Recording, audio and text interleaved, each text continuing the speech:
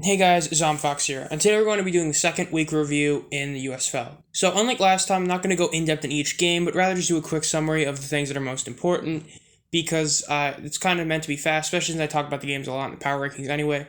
So, to put it simply, in terms of the results of each game, the first game was the Panthers at the Generals. Generals won 10-6. The second game was the Stars versus the Maulers, and the Stars ended up winning 30-23. And then the third game was the Stallions at the Gamblers. The Stallions won 33-28. And then the final game was the Breakers at the Bandits, and the Breakers won 34-3. So the biggest shocker of all the games is definitely the Breakers and Bandits. To put it simply, the Bandits were favorites in this game and ended up losing by 31 points, the largest margin of defeat/victory in the USL season. It was never close. New Orleans led the entire time. The first quarter, they were up 14-0 and never got close again. And it just was pretty good. Kyle Sloter was solid. I still don't think he's the best quarterback in the league, and I don't even think he's maybe top two, but he definitely was a lot better than I expected him to be. The running game was not as strong as it was before, but still decent. As for the Bandits were just terrible. The biggest stinker and the single worst player of the week to me is Jordan Ta'amu. He completely defied expectations in a huge negative way. 8 for 18, which is a 44% completion percentage with 62 yards. They're not going to do it. No touchdowns and a pick. That's pretty bad. And even though he got benched for, White, who wasn't much better, he was worse, going 3 for 10, 30%, 34 yards, and a pick.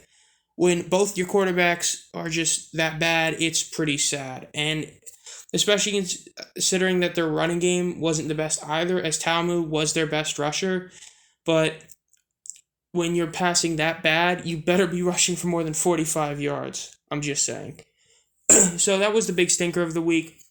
In terms of an overall broad thing that was pretty good about this week, for those of you who don't know, the kicking balls, or the balls used for kicking, were changed. So originally they were all the same balls, which is the ones that have the sensor in them for the first downs. But due to how bad the kicking was, as you can see in the graphic here, the week one kicking and field goal wise was a league-wide 38.5%. That's terrible. Now, the extra points are solid, but that field goal percentage is terrible. So they reverted back to normal footballs that don't have the sensor, and it has definitely worked. What's surprising is the extra points have actually gone down almost 13%, but the field goal percentage, which is what matters more, has gone up from 5 out of 13 to 10 out of 13, which literally doubles the percentage pretty much, and now they're making them at about a 77% margin, which is a lot better for the league and for fans. It's just watching kickers miss kicks is just not the best. Now, one more thing about the Breakers I want to talk about. I think it's funny. The biggest thing, probably the most notable thing, is that a Bandits player literally teabagged the dude in the Breakers while they were getting pwned, which I think is just really funny. Just wanted to bring that up. But as for the overall players and the big guys that, to me, have the most impact, I have three guys who I look at as my big three players on offense, or at least quarterback-wise, and that is definitely DeAndre Johnson, Jmr Smith, and Brian Scott. Those three quarterbacks so far look like the three best quarterbacks. DeAndre Johnson may not have played the entire time, but we should start with him. He went 5 for 6, 48 yards. That's pretty decent, especially when he didn't have a single pick. And the main thing, once again, was the fact that he did get 27 yards rushing on 10 attempts, which is solid.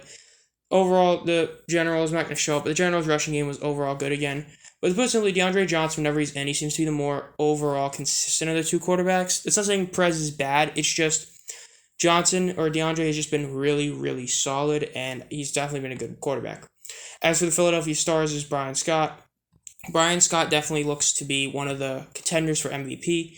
I said he looked really solid, and even though he still has the problem of fumbling the ball a bit, as he fumbled twice and did lose one of them, he overall was really solid.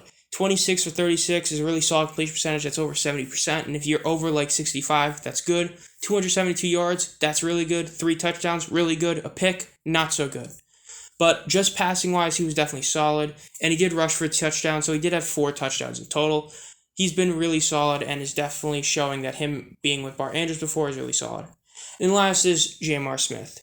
Jmr Smith he is the guy that I'm looking at as like, man, this guy's really solid. Even though he did throw an interception, and even though he did throw an interception, and he did fumble the ball, he's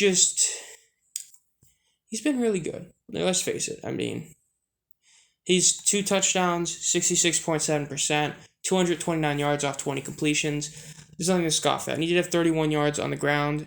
And even though, once again, I'm not showing them, but the Stallions' running game was really solid. They had 2 guys averaged like 5 and over 5 yards carry.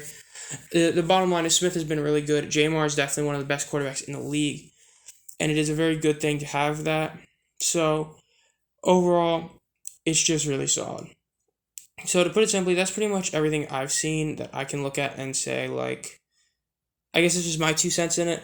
The overall, it has definitely been a very solid week in the USFL in terms of the games being close. 3 of them were very close. Panthers lost on the last second play again. And yeah, I get that the last game was a really big blowout that did produce a funny moment, but overall, it was a solid week. And in the next couple days, will be power rankings, as a couple of these teams are definitely shifting a lot.